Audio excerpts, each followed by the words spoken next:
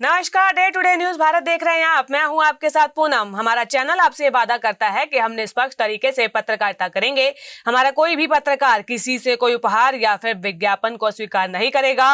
Field में किसी को ब्लैकमेल भी नहीं करेगा। समाज के दबे कुचले लोगों की हम आवाज बनेंगे और ऐसे किसी भी व्यक्ति की खबर को हम नहीं दिखाएंगे जो कि भोले भाले लोगों को ठगने का प्रयास करते हैं या फिर पाखंड फैलाते हैं। डे टुडे न्यूज भारत आपसे ये वादा करता है कि हम लोकतंत्र के चौथे स्तंभ को मजबूत करने का प्रयास करेंगे। और अब बात कर लेते हैं देश की राजधानी दिल्ली में हुए एमसीडी बाई इलेक्शंस को लेकर।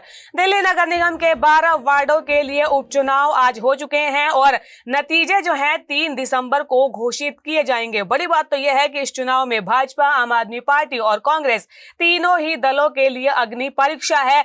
लेकिन सबसे बड़ा टेस्ट जो है यहाँ पर भाजपा के लिए है, क्योंकि इसी साल भाजपा की सरकार बनी है। रेखा गुप्ता वहां की मुख्यमंत्री है। ऐसे में पहली बार जो है ये बाई इलेक्शन होने जा रहे हैं और ऐसे में ये जो चुनाव है भाजपा के लिए किसी परीक्षा से कम नहीं होंगे। अब देखिए, अब चुनाव को देखते हुए सुरक्षा के कड़े इंतजाम भी किए गए हैं। स्वतंत्र और निष्पक्ष चुनाव सुनिश्चित करने का दावा प्रशासन की ओर से किया गया है और इसके लिए इंतजाम भी जो है बूथों पर किए गए हैं। मुख्यमंत्री और सांसद ने भी इसके लिए मतदान किया है।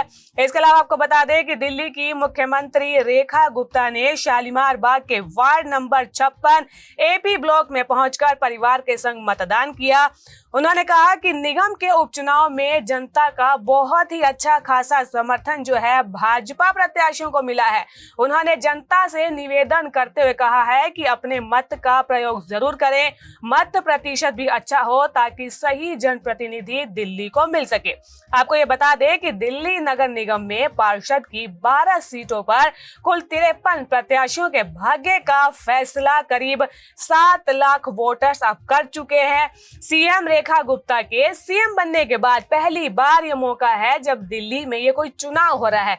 इसलिए ये चुनाव जो है दिल्ली भाजपा के लिए कई मायनों में अहम माना जा रहा है। दिल्ली नगर निगम की अगर सीटों की बात कर लें तो चांदनी महल, द्वारका बी, ढिचाऊ कला, नारायणा, मुंडका, संगम विहार ए, दक्षिणपुरी, शालीमार बाग बी, अशोक विहार, चांदनी चौक, ग्रेटर कैलाश और विनोद नगर वार्ड पर उपचुनाव के लिए मतदान हुए।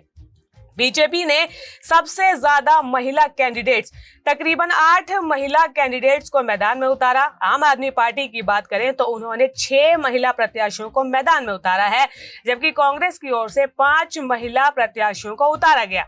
इस चुनाव पर सभी की नजरें हैं, क्योंकि फरवरी में हुए विधानसभा चुनाव के बाद आम आदमी पार्टी और बीजेपी फिर से एक दूसरे के सामने है। विधानसभा चुनाव में भाजपा ने 70 में से 48 सीटें जीती और आम आदमी पार्टी को हराकर 27 साल के बाद दिल्ली की सत्ता में वापसी की थी। दिल्ली नगर निगम एमसीडी के 12 वार्डों में से 9 तो जो है पहले बीजेपी के पास थे और 3 आम आदमी पार्टी के पास। इस साल की शुरुआत में हुए विधानसभा के चुनाव की अगर बात कर लें तो बीजेपी की बड़ी जीत के बाद से हो रहे इस चुनाव के बाद से राजधानी के वोटर्स का मूड का भी पता चल सकेगा। स्टेट इलेक्शन कमीशन ने 12 उपचुनाव के लिए 143 पोलिंग जगहों पर तकरीबन 580 बूथ बनाए हैं। पुरानी दिल्ली में 2 सीटें चांदनी चौक और चांदनी महल में पार्षद के लिए उपचुनाव हो रहा है। ये दोनों सीटें पार्षदों के जो विधायक निर्वाचित हो जाने से खाली हुई थी, लिहाजा यहाँ पर वोटिंग हो रही है। देखिए, कांग्रेस वैसे तो 12 सीटों पर प्रचार कर रही थी, लेकिन उसका सबसे ज्यादा जो ध्यान था संगम विहार ए के वार्ड से लेकर चांदनी महल वार्ड में रहा। चांदनी महल में आम आदमी पार्टी की फूट के कारण कांग्रेस जो है इस सीट को कब्जाने की कोशिशों में जुटी रही।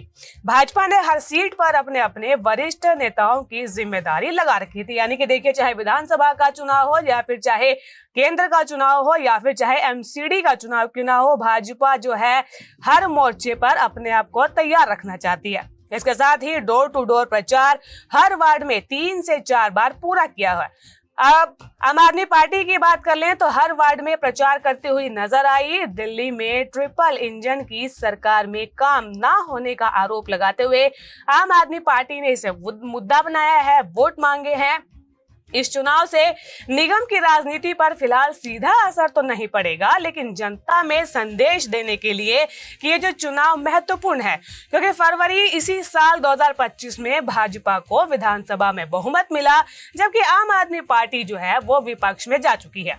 कांग्रेस संघर्ष करती रही और ऐसे में 12 सीटों में उपचुनाव में जीतकर भाजपा से लेकर कांग्रेस और आम आदमी पार्टी सभी अपनी मेहनत में जुटे रहे। अब पूरब की अगर बात कर लें तो 12 में से 9 सीटें भाजपा के पास थी, जबकि 3 सीटें आम आदमी पार्टी के पास थी। एमसीडी के 12 सीटों पर चुनाव के नतीजे 3 दिसंबर को आएंगे और इसके साथ ही फैसला हो जाएगा कि दिल्ली के एमसीडी पर राज कौन करेगा। इसके लिए आयोग के द्वारा जो है 10 मतगणना केंद्र बनाए गए हैं और 10 जगहों पर स्ट्रॉन्ग रूम भी बनाए गए, जहां पर सीसीटीवी से निगरानी हो रही है। मतदान केंद्र पर भी लाइव वेबकास्टिंग की सुविधा प्रदान की गई है। बात अगर इस चुनाव की करें तो दिल्ली पुलिस की एक बड़ी लापरवाही भी सामने आई है। चुनाव आयोग के द्वारा कार्ड जारी करने के बावजूद मीडिया वालों को सड़क से ही मतदान केंद्र के भीतर जाने नहीं दिया गया। इस बारे में उनमें काफी भ्रम के हालात बने रहे और हर बूथ पर इसे लेकर बहस भी होते हुए देखा गया। तो ये जो बड़ी अपडेट हमने आपको दी दिल्ली के एमसीडी उपचुनाव को लेकर, और 3 दिसंबर को जो भी नतीजे रहेंगे, क्योंकि जिस भी पार्टी ने जितना दमखम अब तक दिखाया, जिस तरीके से वोटिंग हुई है, अब कौन जो है एमसीडी पर राज करेगा, कौन एमसीडी का किंग होगा, क्या दिल्ली में भाजपा की सरकार है, क्या वो अपनी इस जीत को दोबारा से रिपीट कर पाएगी, या फिर आम आदमी पार्टी जिन्होंने विकास का मुद्दा उठाया जब से सरकार बनी है, फरवरी से लेकर अब तक कई मुद्दे वे उठाते रहे, सरकार को घेरते रहे, क्या एमसीडी में आम आदमी पार्टी वापसी कर पाएगी, या फिर वहां पर भी जो है विपक्ष की कुर्सी से ही संतोष करना पड़ेगा। 3 दिसंबर को जो भी नतीजे रहेंगे आपको हम दिखाते रहेंगे, पल पल की अपडेट्स आपको देते रहेंगे। Day to day news Bharat पर राजनीति की ऐसी ही खबरें देखने के लिए चैनल को लाइक, शेयर और सब्सक्राइब करना बिल्कुल भी ना भूलें। नमस्कार।